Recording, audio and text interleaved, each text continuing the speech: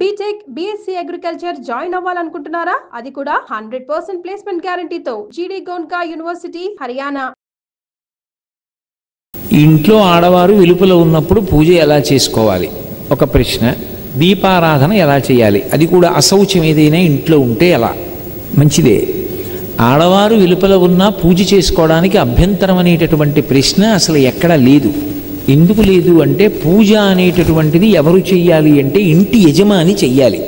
ధర్మపత్ని సమేతస్య అనుంది, కానీ ధర్మపతి సమేతస్య అని ఉండదు సంకల్పం. అంటే దాని అర్థం ఎవరు చెయ్యాలని? యజమాని చెయ్యాలి.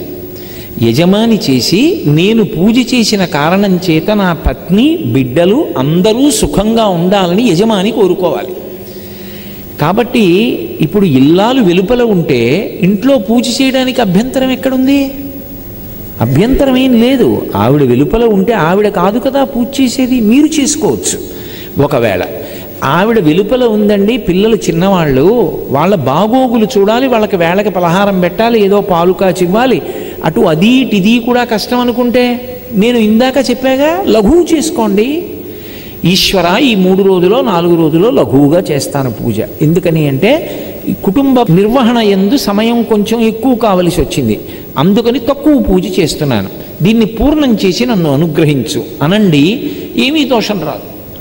ఇక ఆమె వెలుపల ఉంటే దీపం పెట్టడానికి అభ్యంతరం ఏముంది? పూజలో అంతర్భాగం దీపం పెట్టడం. పూజ చెయ్యొచ్చు అని నేను చెప్తుంటే దీపం పెట్టడానికి అభ్యంతరం ఏముంది? అభ్యంతరం లేదు. నేను ఇవన్నీ దేన్ని ఆధారం చేసి చెప్తున్నానంటే, ఆవిడ వెలుపల ఉన్నారు అంటే ఆవిడ వేరే కూర్చున్నారు అన్న భావన దృష్టిలో పెట్టుకు చెప్తున్నాను. అలాగే దీపం పెట్టడము అన్న మాట మీద అనేక మంది ప్రశ్న వేశారు. అందులో అన్నీ కలిపి సంగ్రహంగా నేను ఒక మాట చెప్తున్నా, దీపం ఎలా పెట్టాలి అని. దీపం ఎలా పెట్టాలి అన్నది దీపం పెట్టే మంత్రంలో ఉంది. సాధ్యం త్రివర్తి సంయుక్తం. 3 ఒత్తులు వేయాలి పూజ చేసినప్పుడు. 3 జ్యోతులు వెలుగుతూ ఉండాలి పూజ జరుగుతూ ఉండగా. ఇండ్లు వృద్ధిలోకి రావాలి అని యజమాని కోరుకుంటాడు కాబట్టి ఆ 3 జ్యోతులు తూర్పు ముఖంగా వెలుగుతూ ఉండాలి. ఇంకొక ముఖాన్ని చూడకూడదు, తూర్పు ముఖంగా వెలగాలి. 3 జ్యోతులు వెలుగుతున్నప్పుడు దీపం వెలిగించగానే అది మంగళ దీపం, అది ఈశ్వర స్వరూపం. బ్రహ్మ విష్ణు మహేశ్వరులు ఆ దీపాలుగా ఉన్నారు, త్రిమూర్త్యాత్మకం. ఇక వాళ్ళు 3 తప్ప వేరొకటి లేదు లోకంలో. కాబట్టి అటువంటి దీపపు సమ్మె ఏది ఉందో దాని మీద పసుపు కానీ, కుంకం కానీ, అక్షతలు కానీ, పువ్వు కానీ ఉంచాలి. ఎందుచేత అంటే మంగళ దీపం అంటాం. మంగళ దీపము ఉంటుంది, అమంగళ దీపం అని ఒకటి ఉంటుంది.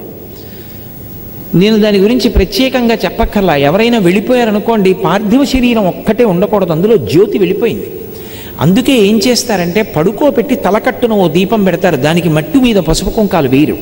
అది అమంగళ దీపం. మంగళదీపం ఇంట్లో పెట్టారు అంటే దీపం వెలిగించగానే కాసిన పువ్వులు వెయ్యాలి, లేదా పసుపు వెయ్యాలి, లేకపోతే కుంకం వెయ్యాలి, లేకపోతే కాసిన అక్షతలు వెయ్యాలి, వేసి నమస్కారం చేయాలి. అదే ఈశ్వరుడు. నత్ర సూర్యో భాతి నచంద్రతారకం నేమా విద్యుతో భాతి కుతో యమగ్ని త్వమేవ భాంతమనుభాతి సర్వం తస్య భాసా సర్వమిదం విభాతి.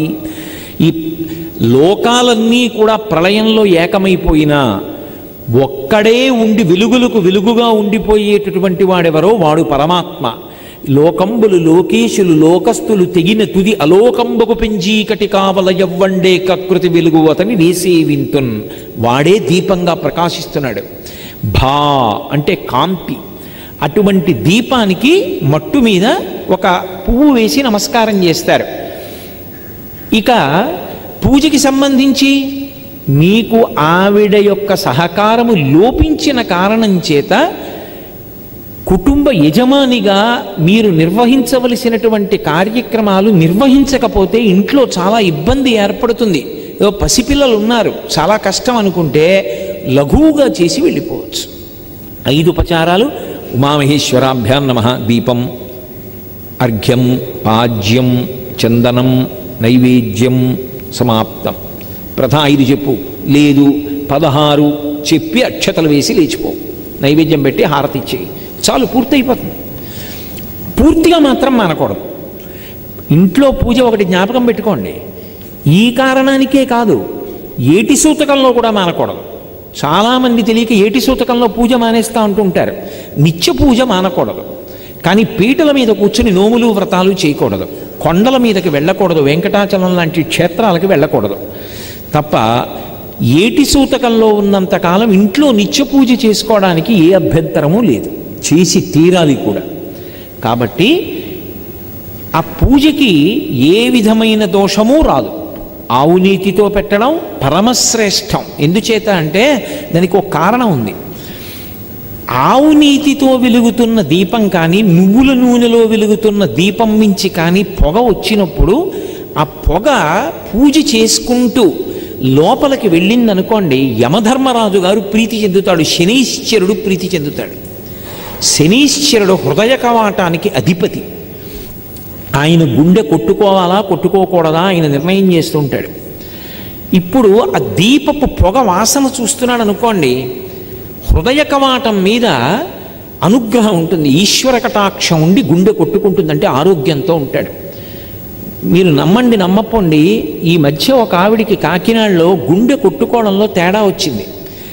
ఎంత వేగంతో కొట్టుకోవాలో కండరాలు అంత వేగంగా కదలటం లేదు, ఎక్కువ కదలకూడదు, చాలా జాగ్రత్తగా ఉండాలని చెప్పారు. ఆవిడ కొంతకాలం నువ్వుల నూనె దీపం పెట్టి దాని మించి వస్తున్నటువంటి పొగని ఏ పూజ చేయకుండా, భర్తగారు పూజ చేసి వెళ్ళిపోయాక పొగని వాసన చూస్తూ కళ్ళు మూసుకొని ధ్యానం చేస్తూ కూర్చునేది. కొన్నాళ్ళు అయిన తర్వాత ఆవిడ పరీక్షల కోసం పెడితే ఆశ్చర్యకరంగా ఆవిడికి గుండె కవాటాలు కండరాలు మామూలుగా పనిచేసాయి. అందుకే కార్తీక మాసం వచ్చినప్పుడు దీపాలు ఎక్కువ పెట్టిస్తారు. కారణం ఏంటంటే బయట చలి, లోపల రక్తనాళాలు కుంచుకుపోతాయి. మళ్ళీ వేడి పెంచడానికి దీపాలు పెట్టి ఆ పొగ ద్వారా ప్రాణుల్ని రక్షిస్తారు. అందుకే కార్తీక పౌర్ణమి నాడు జ్వాలాతోరణం, అన్ని దీపాలు వెలిగిస్తారు. ఎక్కడ చూసినా దీపపు కాంతి పడితే చాలు మిగిలిన ప్రాణులన్నీ అభ్యున్నతి పొందుతాయి. కాబట్టి అసలు ఒక శ్లోకం ఉంది, కీటా పతంగాః మశకాశ్చ విప్రాః జలే స్థలే ఏ నివసంతి జీవాః దృష్ట్వా ప్రదీపం న చ జన్మభాగినః భవంతి త్వం శపచాహి విప్రాః. ఆ శ్లోకం చెప్పకుండా కార్తీక పౌర్ణమి నాడు దీపం పెట్టకూడదు, అది చెప్పి దీపం పెట్టాలి అసుర సంధ్య వేళలో. కాబట్టి దీపం అనేటటువంటిది పెట్టడం మన అభ్యున్నతి కొరకు. ఇంట దీపం వెలుగుతోందంటారు అంటే ఇల్లు మంగళప్రదంగా ఉంది అని గుర్తు, ఇల్లు శోభనాలకి శుభాలకి ఆలవాలంగా ఉంది అని గుర్తు. ఆ ఇంట్లో ఊరికి దూరం అంటే ఎవరు ఉండరు, కనీసం దీపం పెట్టడం కోసం ఎవరికో ఇచ్చారంటారు. ఇంట దీపం లేకుండా ఎన్ని రోజులు ఉంటుందో ఇల్లు అంత అమంగళకరం. నేను అందుకే పూర్వం ఒక ఆచారం ఉండేది, ఎవరైనా తాళం వేసి ఊరెడుతున్నాడు అనుకోండి, ఇంటి పురోహితుడికి తాళం చెవి ఇచ్చి వెళ్ళేవారు. ఆయన వచ్చి దీపం పెట్టి బెల్లంగడ్డ నైవేద్యం పెట్టి వెళ్ళాలి. ఇంట్లో పరమేశ్వరుడు ఉన్నాడు, సింహాసనంలో ఆయన ఉన్నాడు, తాళం వేసి వెళ్ళిపోతే ఆయనకి అన్నం. ఆ భావన ఉంటే ఆయన ఉన్నాడని గుర్తు. పర్వాలేదండి ఆయనకి లోటు ఏమిటంటే ఆయనే నాకు పెడతాడండి అంటే ఇంకేం పరమేశ్వరుడు. అందుకే బెల్లం ముక్క నైవేద్యం పెట్టి దీపం పెట్టి వెళ్ళేవారు. ఒకవేళ అలా ఏ కారణం చేతనైనా ఇంటి పురోహితుడు వచ్చి కూడా దీపం పెట్టకుండా ఇల్లు సంవత్సరంలో కొన్ని రోజులు తాళం వేసి ఉన్న కారణం చేత అమంగళకరమైనటువంటి స్థితి యజమానికి కలగకుండా దోషాల నివారణ కావాలంటే దానికి శాస్త్రంలో మినహాయింపు కార్తీక పౌర్ణమి నాడు గుత్తి దీపం. 365 ఒత్తులు గుత్తి చేసి నేతిలో ముంచి దీపం వెలిగిస్తారు. 365 రోజులు మా ఇంట్లో దీపం పెట్టని దోషం ఏదన్నా ఉంటే తొలగుగాక. దీపానికి అంత ప్రాధాన్యత ఉంది, ఇంట దీపం వెలగాలి. కాబట్టి ఆవిడ సహకారాన్ని బట్టి, ఆవిడ లేకపోతే ఇంట్లో చిన్నపిల్లలు ఉన్నారు పెద్దవాళ్ళు అనుకున్నారు ఉంటే సంగ్రహంగా చేయొచ్చు, దీపం పెట్టడానికి అభ్యంతరం అసలు ఎప్పుడూ లేదు. నేను మీ ప్రశ్నకి సమగ్రంగా జవాబు ఇచ్చాను అనుకుంటున్నాను. భార్య జీవితంలో ఆనందపడిపోయేది ఎప్పుడండి? నా అదృష్టమైన విల్లాలవడం అన్నాడు అనుకోండి, ఏ మహానుభావుడు అన్నాడో కానీ, మొగడు విచ్చిన చాలా కాపురంలోన మొగలి పూల గాలి బుచ్చాలవాన. మంచి మాట ఎక్కడ చెప్తే తప్పేముంది? అదే నా కర్మ అని 10 మాటలు అంటున్నాడు అనుకోండి, పాపం ఆవిడికి ఎంత ఖేదంగా ఉంటుంది. ఆయన మనసు నా వలన సంతోషాన్ని పొందలేదు, ఆయనకి తగిన దానను నేను కానన్న భావన ఆయనకు ఉంది, ఏమి నా వలన ప్రయోజనం అని ఎంతో దుఃఖపడుతుంది. ఆమె నీ అమాయకత్వమే నాకు ఇష్టమే, నీకున్నటువంటి ఈ బలహీనత ఏది ఉందో అదే నాకు నువ్వంటే ఇష్టం అవ్వడానికి కారణమే అన్నాడు అనుకోండి, ఆమె పొంగిపోతుంది. లోపాన్ని కూడా ప్రేమకి కారణంగా చూడడం భర్త యొక్క లక్షణం కావాలి. నాకు 4 బిడ్డలు ఉన్నారనుకోండి, అందులో ఒక బిడ్డకి ఏదో ఒక్క కన్నే బాగా కనపడుతుంది అనుకోండి, రెండవ కన్ను బాగా కనపడదు. నాకు ఆ బిడ్డ మీదే ఎక్కువ మమకారం ఉంటుంది. పాపం ఏమిటో ఒక్క కన్నే, రెండవ కన్ను కనపడదు. అయ్యో వీడికి ఒక్క కన్నే కనపడుతుంది, రెండో కన్ను కనపడదు, వీడు దుడుకుతనంతో రెండో కన్ను ఏమైనా చేసుకుంటాడేమో అని ఎప్పుడు భగవంతుడిని, స్వామి ఆ కన్ను వీడిది రక్షించు, వీడి జీవితం బాగుండేట్టు చూడు, ఆ కన్నుకు రుగ్మత రాకుండా చూడంటాను. నా బిడ్డ అయినందుకు నా బిడ్డ యొక్క బలహీనత వాణ్ణి ప్రేమించడానికి కారణమైంది. భర్త దృష్టిలో భార్య కూడా అలాగే ఉండాలి, భార్య దృష్టిలో భర్త అలాగే ఉండాలి. ఒకప్పుడు కామకోటి పీఠాధిపతులు చంద్రశేఖరేంద్ర సరస్వతి మహాస్వామి వారి దగ్గరికి ఓ ఇల్లాలు వచ్చింది. ఏమమ్మా అన్నారు. అందరూ వెళ్ళిపోయాక చెప్తానండి. పక్కకు ఉండన్నారు. అందరూ వెళ్ళిపోయాక పిలిచారు. ఏమి చెప్పాలనుకుంటున్నావు?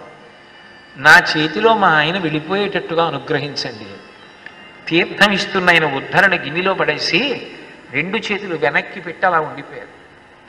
ఉండిపోయి తీర్థం ఇచ్చి తథాస్తు. పక్కన అంతేవాసులు తెల్లబోయారు. ఇది సంప్రదాయ విరుద్ధం. ఏ స్త్రీ అలా అడగదు. ఆయన చేతిలో నేను వెళ్ళిపోవాలని అడుగుతుంది. ఈమె నా చేతిలో ఆయన వెళ్ళిపోవాలని అడిగింది. మీరు హతాశులై 2 చేతులు వెనక్కి పెట్టి కొంచెం సేపు ఆలోచించి తీర్థం ఇచ్చి తథాస్తు అన్నారే, ఎందుకు ఆశీర్వచనం చేశారు సంప్రదాయ విరుద్ధంగా అని అడిగారు. ఆయన అన్నారు, నేను అంతర్ముఖత్వంతో చూశాను.